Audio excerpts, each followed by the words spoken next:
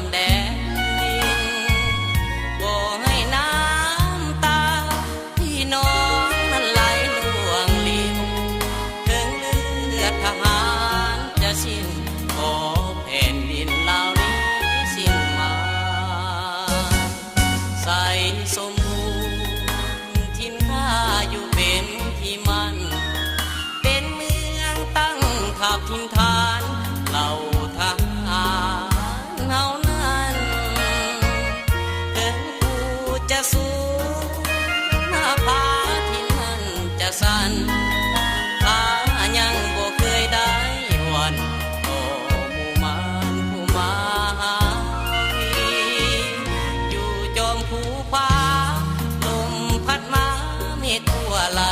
ผ่านลมฟ้าลมฝนหนาวปั่นหนาวยืนสั่นแทบสิ้นชีวิต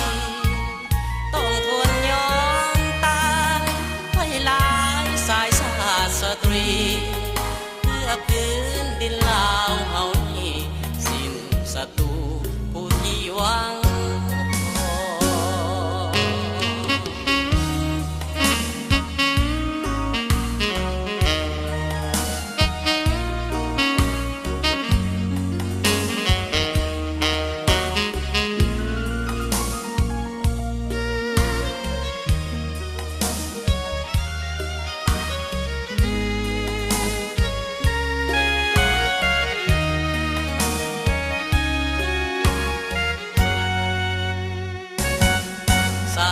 สมบูรณ์ทินข้าอยู่เป็นที่มั่น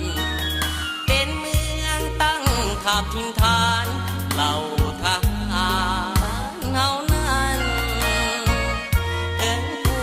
จะสูงหน้าผาที่นั่นจะสั่น